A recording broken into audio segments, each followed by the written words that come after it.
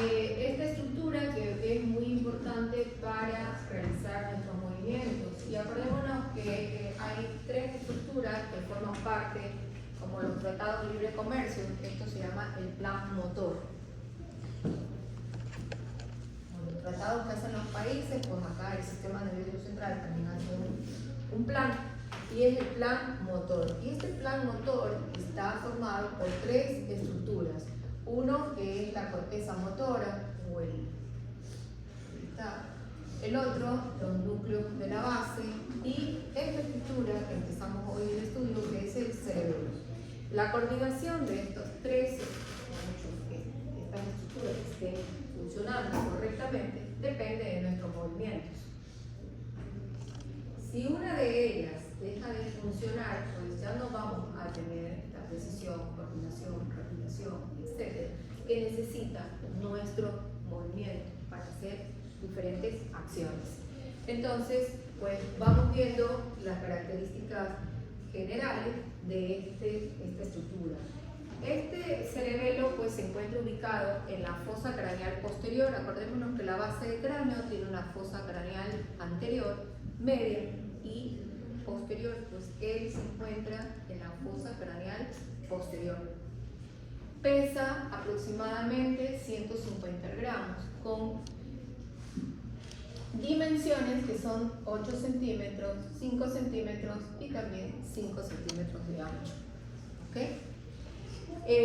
Miren ustedes, ya vimos esta estructura que es ese pliegue dural que lo separa aquí de las estructuras supratentoriales, que es el lóbulo occipital, la tienda del cerebelo. Por eso es que decíamos que la tienda del cerebelo va a dividir en órganos supratentoriales, supratentorios por encima de la tienda, como estaba el lóbulo occipital, de las infratentoriales, en este caso el cerebelo. Este cerebelo se encuentra no pegado, sino, digamos, agarrado a este tronco que está por delante por tres brazos, por tres pares de brazos, ¿ya? Que se denominan los pedúnculos cerebelosos. Así tenemos que esos tres pares de brazos se denominan pues pedúnculos cerebelosos, medio, superior, medio e inferior, de acuerdo pues a la estructura que esté, digamos, unida, ¿verdad? Y así tenemos que estos pedúnculos cerebelosos superior va a estar unida al mesencéfalo, el medio al puente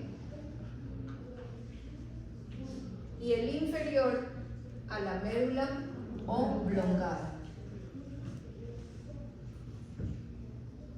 Allí están con las denominaciones antiguas, ¿no? Los braquios.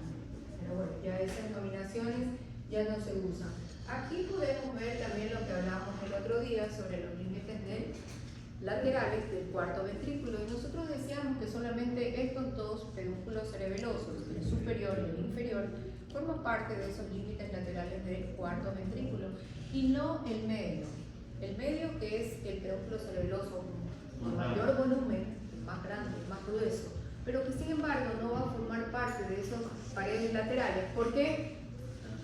Porque está mucho más lateral el pedúnculo cerebeloso medio, y estos dos son más mediales o internos. ¿Okay? Pues bien, también debemos de conocer cuál es la función. La función, hasta hace unos 30 años atrás, que se conocía del 1800, de Charcot, ¿verdad?, del siglo XIX, es que tenía una función motora. Pues hasta la fecha predomina esa función motora. Y esta función motora se caracteriza porque regulando el tono muscular, y esto se obtiene a través de que el cerebelo procesa información de otras áreas, ¿verdad?, de la médula espinal, del cerebro y también de receptores periféricos. Acuérdense de esos receptores que son los usos neuromusculares y los órganos tendinosos de Golgi, ¿verdad? Toda esta información que viene de estas otras estructuras hacia el cerebelo van a regular el tono muscular. Y así teníamos que en este complejo de este plan motor, ¿verdad?, acá tenemos al señor cerebelo, a la corteza motora, acá dijimos a los núcleos de la base. Pues lesiones de la corteza motora y núcleos de la base nos van a dar, ¿qué cosa? Un aumento del tono. Pero lesiones en cerebelo nos van a dar una disminución del tono, lo que se denomina una hipotonía. También otra función, entonces regula el tono muscular. Una segunda función es que realiza movimientos coordinados y suaves, es decir, lleva a cabo una coordinación de los movimientos. Y por último, otro tipo de función es que nos logra mantener la postura y el equilibrio. No estamos encorvados así hasta el piso arrastrándonos, no nos estamos yendo para atrás cada vez que realizamos un movimiento.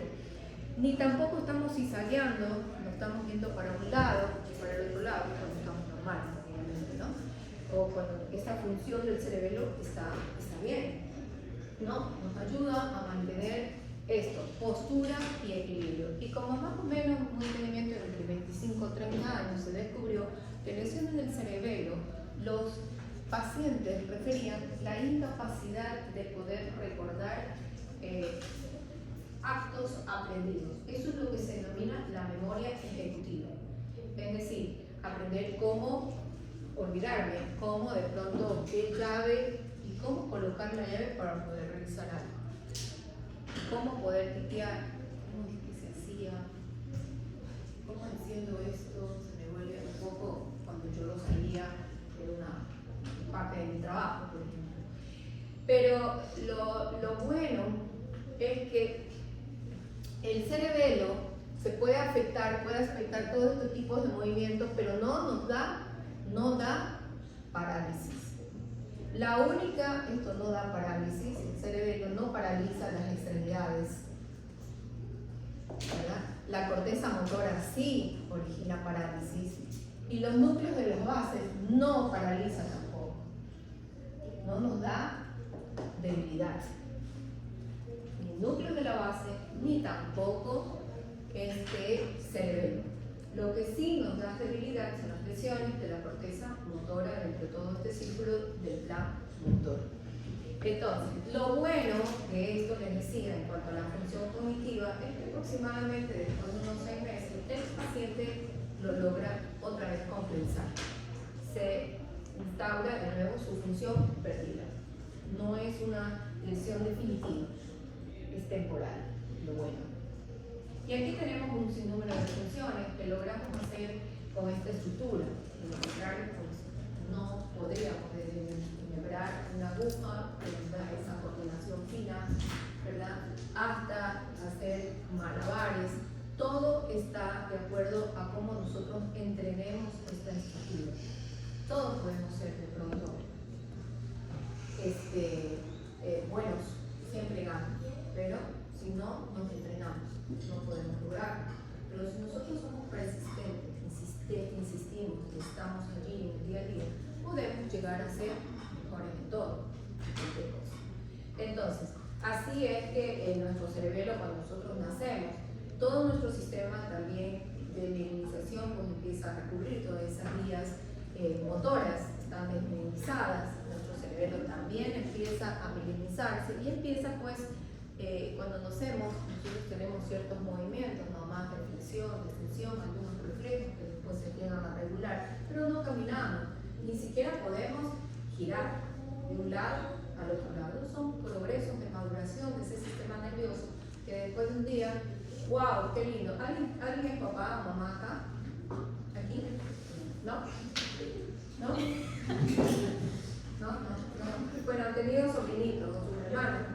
Sí, pero ajá, en que los niños recién nacidos tampoco tienen esa digamos, la acción, no pueden ni ponerse, cuando los ponen boca abajo, pues ahí, y empiezan a levantar primero su cabecita hasta que hacen esto, pero no pueden, hacen como tanto, ¿no? Empiezan a hacer esto primero. Y poco a poco ese sistema nervioso central, hasta que pasaron 12 meses, nosotros no podemos deambular, ¿verdad? Y cuando empezamos ya a pararnos, ustedes no sé si se han dado cuenta los niñitos, ¿verdad? Cuando se paran, hacen todo y empiezan a hacer un poco y tienen que sujetarse, pues si se lo dejan suelto, por eso se caen, no mantienen el equilibrio.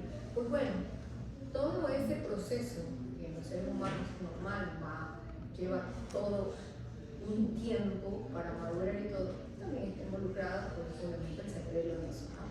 Así que alteraciones pues, en el cerebelo, pues no podríamos iniciar una marcha, no tendríamos estas funciones digamos, de manera perfecta. Ustedes se habrán preguntado por qué yo puse adrede ese cerebelo así como el juego de la mente, ¿verdad? A ver, interprete.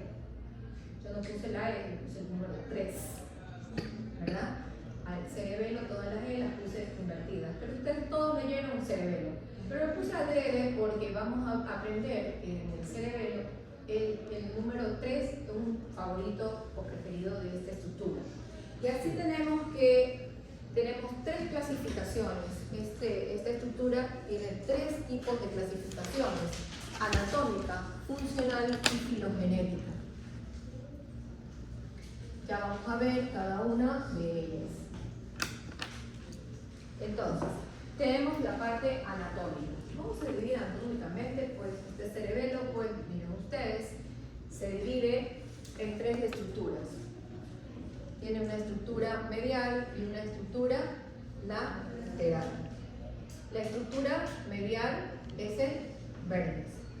A su vez, los hemisferios cerebelosos, que son este y este, se van a dividir en dos regiones.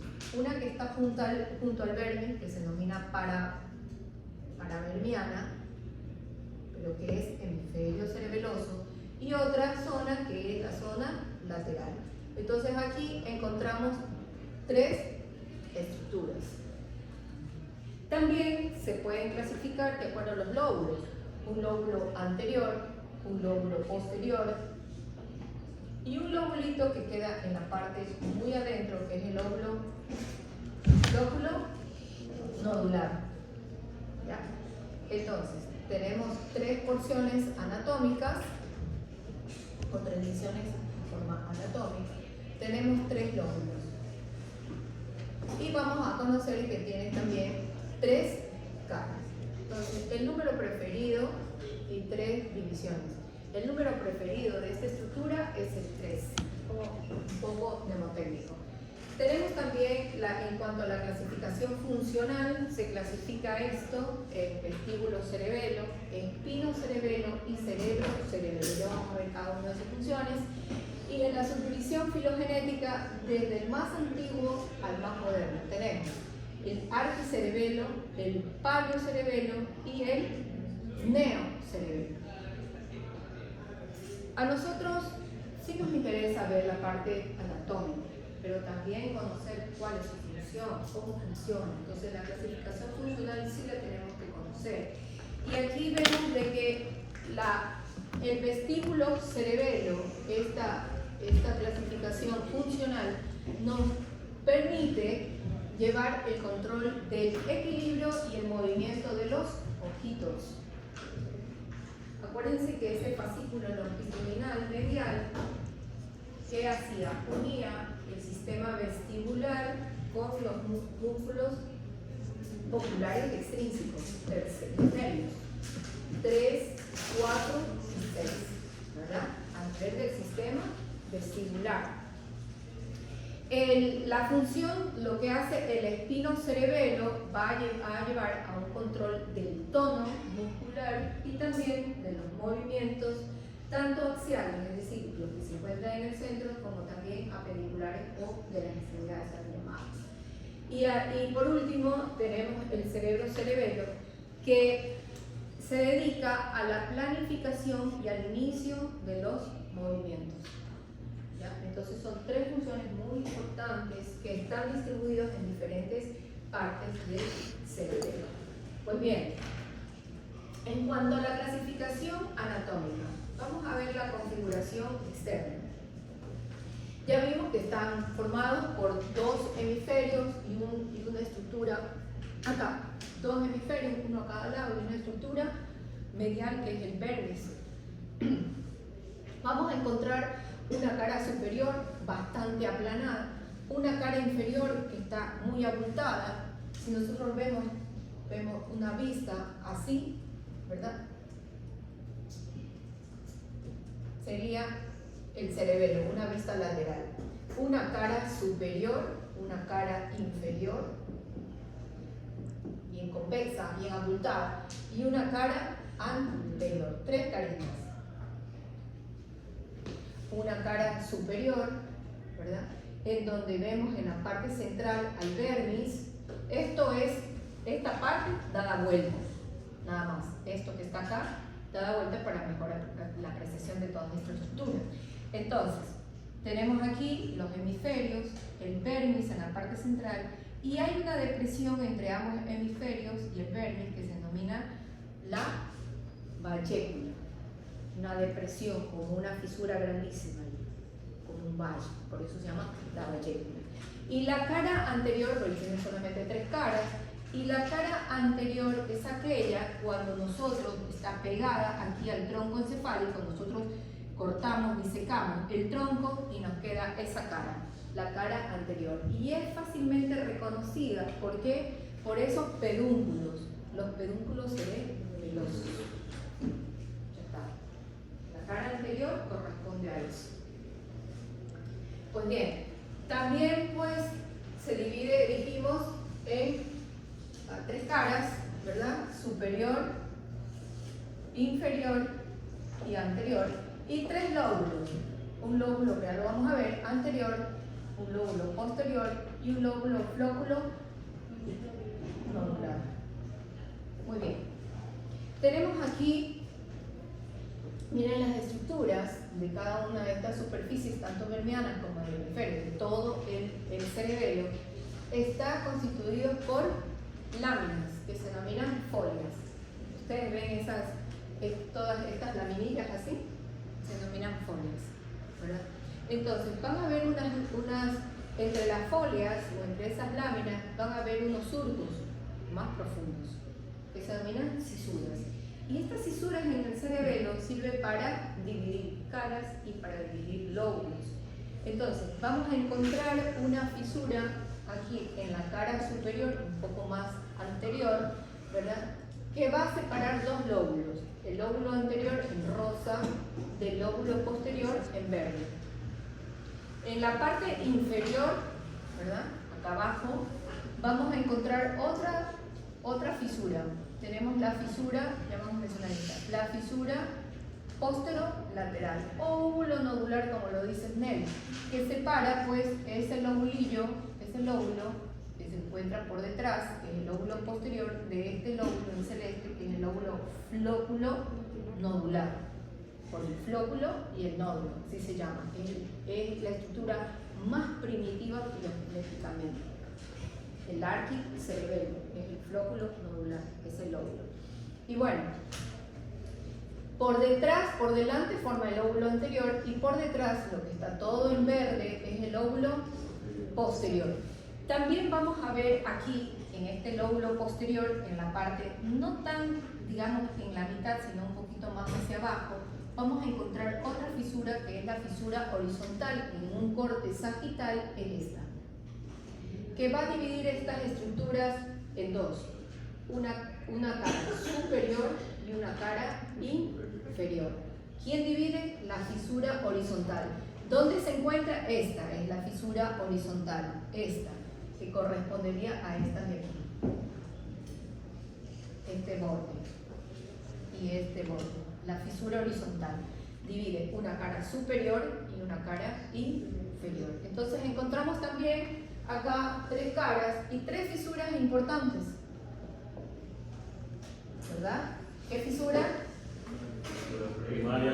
La fisura primaria, la fisura horizontal y la posterolateral o nódulo oculto. Posterolateral. Y tres lóbulos. Okay.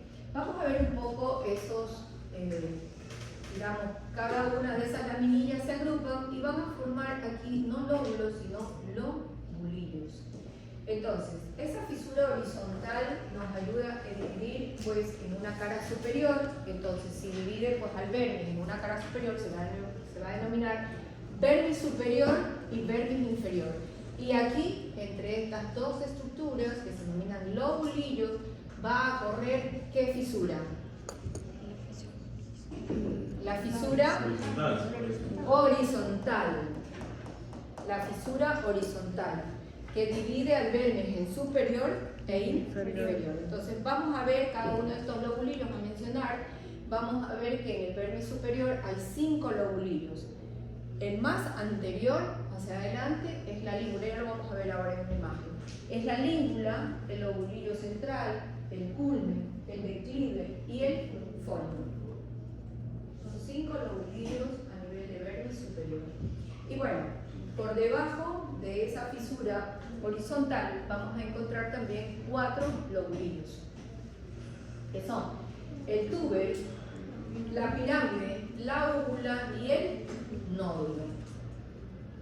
Muy bien, aquí vemos una macro, ¿verdad?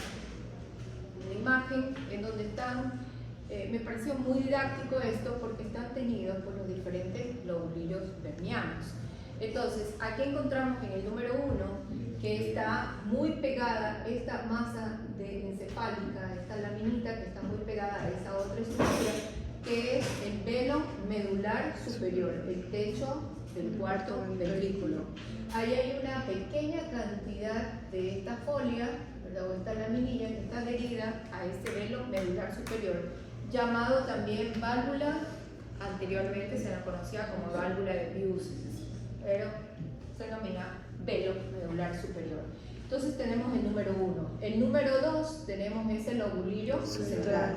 El número 3 lleva la denominación de culmen. ¿Por qué? Porque esta es la posición anatómica, ¿verdad? El culmen es el lobulillo más alto del cerebelo, por eso lleva su nombre, culmen.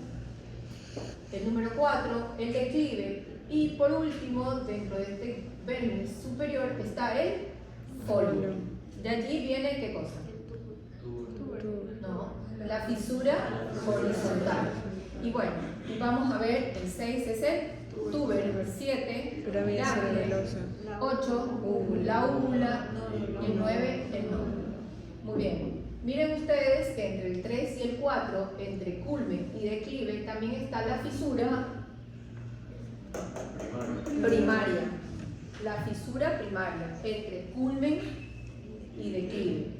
Entre túber y folium está la fisura horizontal. Y entre úvula y nódulo está la otra fisura, que es la fisura póstero-lateral. Póstero-lateral. Pues bien, y ahora para un poquito completar, pues les tendré que decir también que a nivel de los hemisferios también encontramos lobulillos que se complementan con los lobulillos del vermis, ¿verdad? Entonces, tenemos que todos tienen un lobulillo corresponsal, excepto una estructura verniana que no tiene un lobulillo a nivel hemisférico, que es la língula. Todos los demás, todos tienen un lobulillo a nivel hemisférico que se corresponden, excepto língula. Língula no tiene a nivel hemisférico, solamente es una estructura, un lobulillo verniano. ¿Ok? Entonces, así vemos que el lobulillo central se correlaciona con el ala del lobulillo central, ¿verdad? El culmen con el lóbulo cuadrado anterior, el declive con el lóbulo simple, el folium con el lóbulo semilunar superior, antes también conocido como el crus 1, el túber con el lóbulo semilunar inferior, antes también conocido como crus 2, la pirámide con el lóbulo digástrico, la úvula con la amígdala y el nódulo con el flóculo. Entonces, el único que no tiene su corresponsal en el lobulillo hemisférico es la língula. Los demás, todos tienen su corresponsal. Entonces, si hacemos la práctica de que a nivel de la fisura primaria se encuentra separando, ¿qué cosa? El lóbulo cuadrado anterior del lóbulo simple, y a nivel de la fisura horizontal el semilunar superior con el semilunar inferior, y a nivel de la fisura posterolateral el digástrico con la amígdala, perdón, con el flóculo. La amígdala con el flóculo. Pues bien, bueno, esta es una digamos, como una sinopsis de los lobulillos que corresponden, y ahí ustedes van a ver que no existe la línea, cada uno con su corresponsal a nivel vermiano y a nivel hemisférico. Muy bien.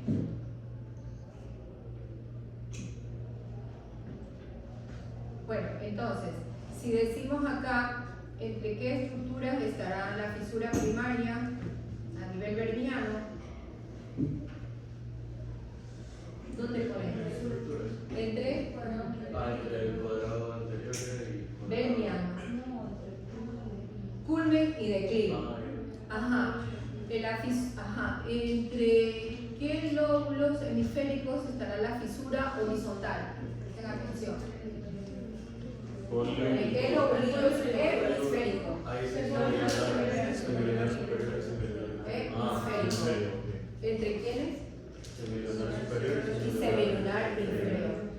¿Entre qué lobulillos vermianos está la fisura posterolateral? Úvula y nódulo. Úvula y nódulo. ¿Y a nivel hemisférico? Bueno, muy bien. Vamos a ver, habíamos mencionado una división funcional, y es que cuando nosotros vemos las estructuras en vivo, pues ese cerebelo va a aparecer como una conchita, así, cerrada. Se lo despliega, pues, y es por eso que yo les hice ver eso, porque en forma didáctica, para conocer las diferentes estructuras, pero el cerebelo no es así. El cerebelo realmente es así, lo que está ustedes a su mano izquierda, ¿verdad? Está así todo plegadito, como una conchita. Y entonces aquí vemos las diferentes estructuras de tipo funcional. Tenemos que casi el lóbulo, miren ustedes, el más antiguo, el vestíbulo cerebelo, que está dado por el lóbulo flóculo nodular. Y es ese el que regula tanto la postura como el equilibrio. También gran parte también del lóbulo anterior está dado por el espino cerebelo. El espino cerebelo, pues, como ya lo dijimos anteriormente, mayormente regula ¿qué cosa? El tono muscular, como también coordina la destreza de movimientos finos, movimientos voluntarios finos. Muy bien, y también el mayor, digamos, el lóbulo posterior correspondería a lo que se denomina el cerebro cerebelo. Y pues se dedica mucho a la planificación, ¿verdad? Y modulación de la actividad tipo voluntaria. Muy bien, eso es muy importante tener presente en las regiones del cerebelo, donde nosotros está ubicado. Cuando veamos las aferencias y las diferencias, pues ahí vamos a poder prestar un poquito más atención en cuanto a funciones. Bueno, muy bien, siguiendo un poquito con el número 3 de este cerebelo, pues vamos a encontrar de que igualmente como las estructuras como el cerebro, porque el cerebelo significa etimológicamente cerebro pequeño. Entonces, está formado como el cerebro más grande. ¿Cómo está formado? Como todo el sistema nervioso central, consta de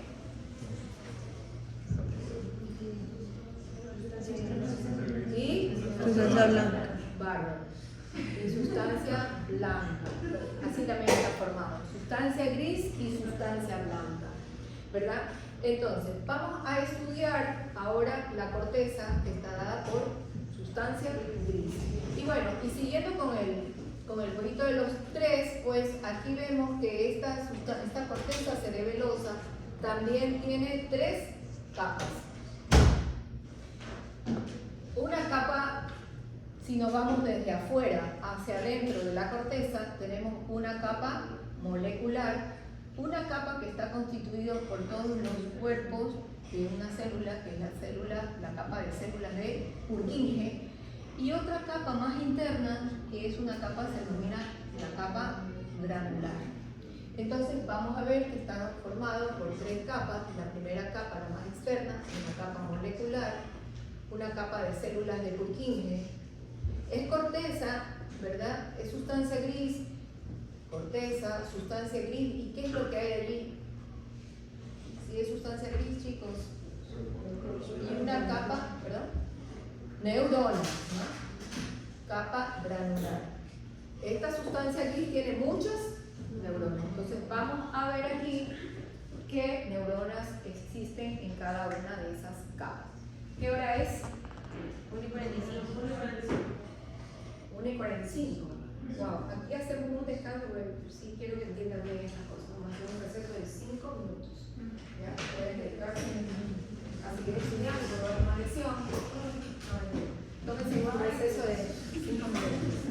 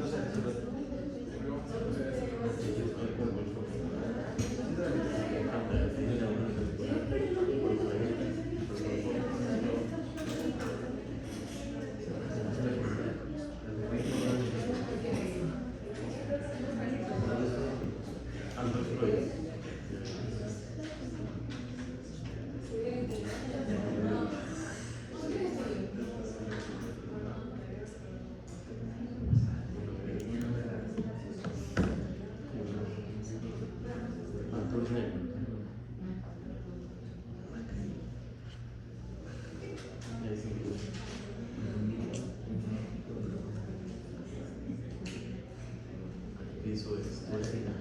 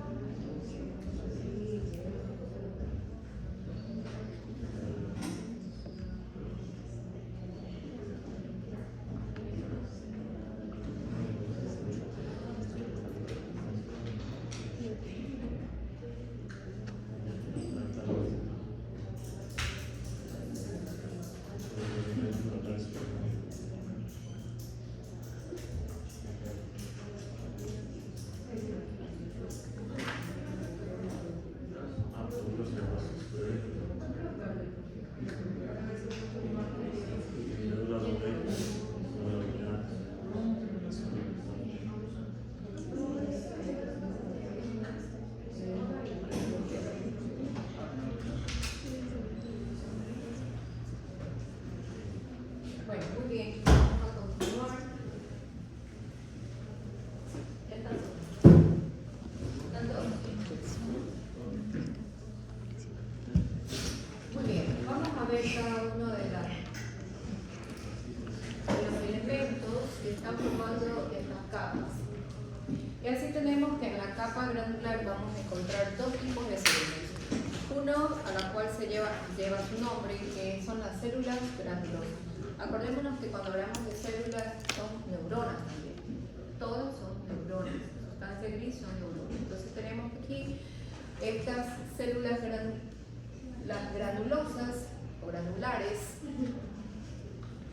que bueno, que hay como 100 millones de células en esa capa, y por eso lleva su nombre.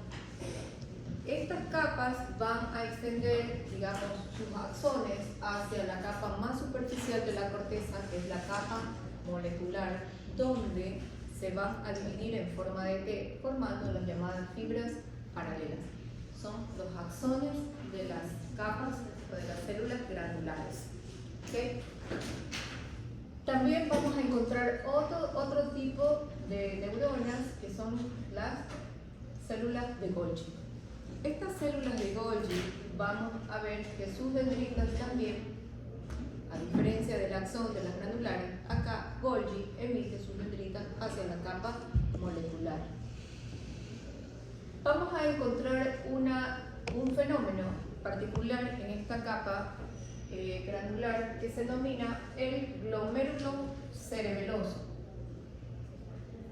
El glomérulo cerebeloso, que más bien es un glomérulo sináptico, porque allí vamos a ver sus componentes, es donde hacen contacto muchas estructuras de estas neuronas, de estas células o las neuronas que forman parte de esta capa, tanto las células granulosas como las células de Golgi. Y este glomérulo está formado por unas fibras que vienen de afuera, externamente, llevando información a la corteza, que son las fibras musgosas. Entonces, están formados por las fibras musgosas. Además, se juntan las dendritas de las células granulares, porque sabemos que su axón se dirige hacia arriba, hacia la capa molecular. Allí no se queda en esta capa, entonces se dirige hacia molecular. Pero las dendritas sí se quedan allí y sinaptan con esta fibra musgosa. Y además también va a estar formado por el axón de Golgi, va a adherirse, a sinaptar con esas fibras musgosas. Entonces, tenemos aquí a las fibras musgosas, tenemos a las dendritas de las células granulares y tenemos al axón de Golgi.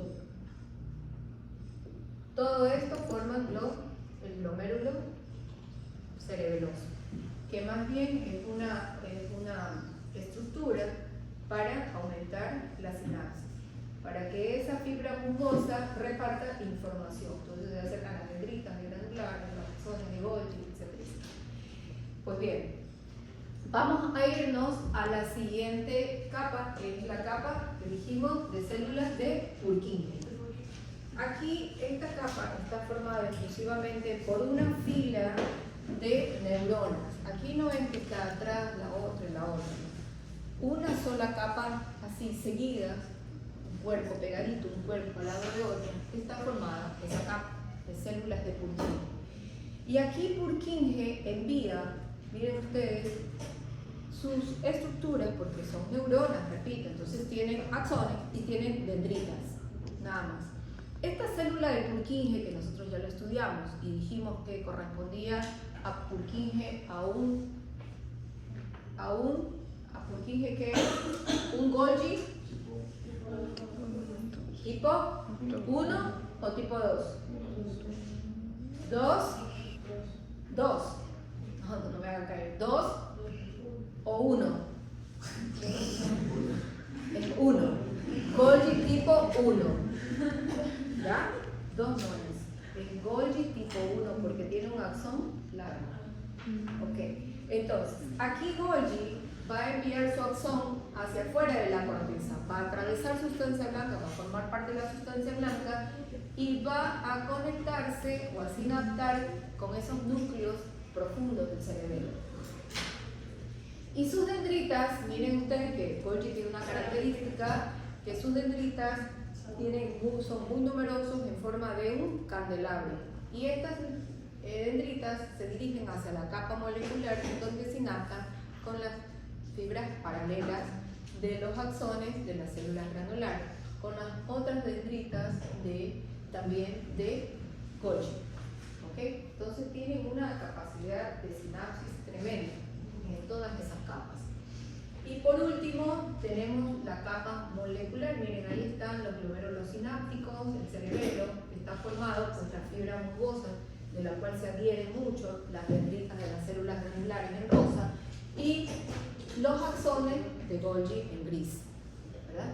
Están allí recibiendo, captando información, y la mucosa que está proveyendo de información. Muy bien, ahí tenemos la última capa, la más externa de esa corteza cerebelosa, que es la capa molecular. Y también tiene unas células, unas neuronas que más bien son interneuronas porque hacen sinapsis entre ellas. Tenemos dos tipos de células, las células en cesto y las células estrelladas. Sobre todo es una capa llena de fibras, donde están las dendritas y están los axones. Tienen pocas células, ¿ya? No, a diferencia de la granular que tienen millones de células, las granulares. Y son así porque tienen un citoplasma muy delgadito, por eso se llaman granulares. Pues bien, entonces miren ustedes la capa molecular y aquí tenemos estas células estrelladas y las células en cesta. Pues bien, además de todas estas estructuras que forman parte de esas tres capas de la corteza cerebelosa, veamos aquí, miren que externamente van a llegar información formando la sustancia blanca en forma de fibras, dos tipos de fibras que les lleva información a esa corteza, para que la corteza recepte, modifique y vuelva a enviar. El ingreso lo hacen a través de la información que llega a la corteza a través de dos tipos de fibras. La fibra, que ya hablamos que son las fibras musgosas, y hay otro tipo de fibras que son las fibras trepadoras. Estas son fibras las que llevan información hacia una estructura del sistema nervioso central. ¿Cómo se llaman? ¿Cómo se llaman las fibras que llevan información al sistema nervioso central? Aferentes. Son fibras aferentes. Son fibras aferentes, así es. Muy bien. Vamos a ver, miren ustedes, y las fibras, las únicas fibras que salen del cerebelo están dadas por esos axones de Purkinje, que van a sinaptar ¿a dónde? A esos núcleos cerebelosos profundos. Es decir, que las fibras eferentes van a ser dadas ¿por quiénes? Por los que salen de los núcleos profundos. ¿Y quién envía la señal desde corteza hacia los núcleos profundos? Purkinje. La que comanda es Purkinje hacia esos núcleos. Y de los núcleos son los que salen esas fibras eferentes hacia los diferentes lugares. Así como llega información de diferentes lugares, así también son repartidas la información, pero ya modulada, ya censada, ya modificada. ¿Ok? Pues bien, aquí tenemos, espérense un ratito, si ustedes se dieron cuenta en este gráfico, miren ustedes, las fibras trepadoras. Las fibras trepadoras son unas fibras exclusivamente que vienen acá de un núcleo, el núcleo olivar inferior, donde hacen relevo de algunos otros lugares, el núcleo olivar inferior.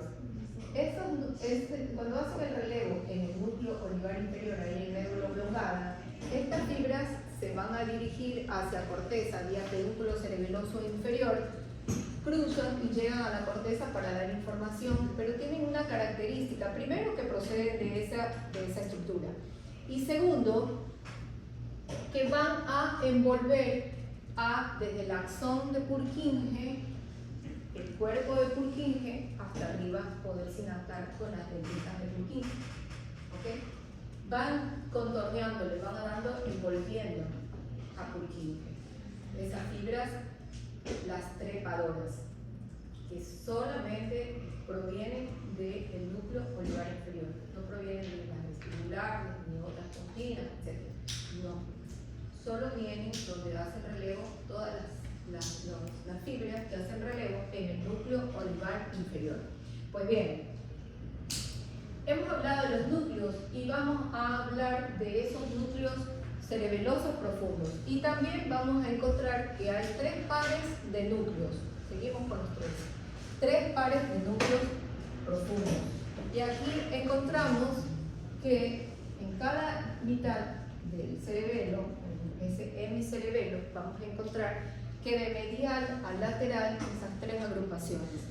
Un grupo medial que se denomina el núcleo y va a recibir ese núcleo las aferencias de las células de Purkinje que se encuentran localizadas ¿en dónde? En el permis y en el lóbulo flóculo nodular. El segundo grupo que está ubicado, el núcleo interpuesto o interpósito, que está formado por 2 núcleos pequeños redondeados que se denominan globoso y un núcleo más lateral en forma ovoidea que se denomina el núcleo emboliforme. Núcleo interpuesto o interpósito se denomina este conjunto de globoso y emboliforme. Y estos van a recibir las aferencias de la zona intermedia del hemisferio. De las de Purkinje, de las neuronas de Purkinje se encuentran en esta zona intermedia o paravermiana. Y el núcleo dentado, acá, que está más lateralizado y que tiene una similitud a una estructura que ya nosotros estudiamos, ¿verdad? ¿Ustedes se acuerdan? Me voy a caer para atrás. ¿Se acuerdan o no se acuerdan? ¿Ah? ¿Se acuerdan del núcleo olivar inferior, en médula oblongada, el corte, el núcleo olivar inferior, que tenía una característica de bolsa de papel abierta, fruncida, hacia arrugadita, abierta hacia el centro? Bueno, el núcleo dentado tiene una característica muy parecida y va a recibir las aferencias de esas células de Purkinje de la zona lateral de esos hemisferios. Cada Purkinje que se encuentra localizada en esa zona envía información a ese núcleo dentado. Y desde allí salen las fibras eferentes. Muy bien. Allí también, miren ustedes, esto es un diagrama en donde está como que desdoblado. Cada una de estas partes corresponde a cada uno de estos núcleos que ya nosotros estudiamos. También vale tener presente esta disposición. Este cerebro pequeño también consta de un homúnculo o hombre pequeño también significa esa palabra. Y así está dispuesto el cuerpo. ¿Qué me pasa a ustedes, chicas? Que toda la clase ustedes han estado con risas, no sé. Ya mismo las paro a ustedes y que me den la clase. No crean que no me he estado dando cuenta. Durante toda la clase ustedes están en esa situación. Y después, porque no entienden, no saben, y sacan pues las notas que han sacado.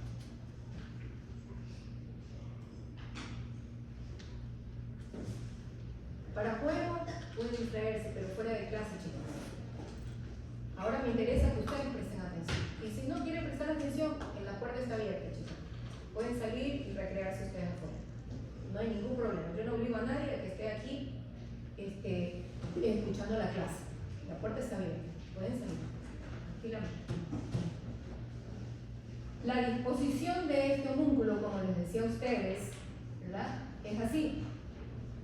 Lesiones a nivel de las estructuras mediales nos van a dar alteraciones del tronco del homúnculo, ¿verdad? Alteraciones del tronco, menos alteraciones o muy pocas alteraciones a nivel de las extremidades. Lesiones más paramediales van a verse afectadas, sí, más que el tronco, las extremidades. Es por la disposición de su músculo. Entonces, cuando uno pregunte de pronto lesiones a nivel vermiano, vamos a encontrar ¿qué cosa? Una taxa de tronco. El paciente va a ser imposible que esté un poco quieto. Va a tener que ampliar la base de sustentación, va a estar, es realmente, digamos, desequilibrado. No va a tener un buen control de su postura ni su equilibrio. Porque ese músculo está allí y eso representa, no es que está por nada, que está pintado. No, porque representa algo, por eso. Pues bien, también hemos hablado de la sustancia gris, pero también este cerebelo, como toda estructura del sistema nervioso, también dijimos que está formada por sustancia blanca. Y bueno, y aquí la sustancia blanca está dada por esas fibras, ¿verdad? Todas las fibras que llegan, las fibras que salen, los axones de Purkinje, y todas esas fibras musgosas, las fibras trepadoras. Aquí ustedes van a ver que he puesto en coloración en letras blancas, porque esto es muy importante que ustedes conozcan. Hay unas excepciones, todas reglas tienen su excepción, pero la mayoría de las fibras están formadas por fibras intrínsecas que hacen, pues obviamente, conectan diferentes regiones dentro del cerebelo. También están las fibras, digamos, aferentes. Y aquí sí quiero recalcarles algo, que estas fibras aferentes, ¿verdad?, continúan, entran, forman la mayor parte de la sustancia blanca y continúan hacia la corteza. Y penetran al cerebelo, miren ustedes a través de quién? De los pedúnculos cerebelosos, inferiores y medios, mayormente. Hay una excepción por allí, unas cuantas, pero la mayoría de las fibras que llevan información al cerebelo pasan a través de esos dos pedúnculos, el cerebeloso inferior y el cerebeloso medio. Muy bien. Y las fibras eferentes que corresponden a la salida de esa información desde el cerebelo, ¿verdad?, hacia otras estructuras, pues por lo general salen a través de ¿dónde? De pedúnculos cerebelosos superiores, ¿verdad?, e inferiores, ciertas excepciones.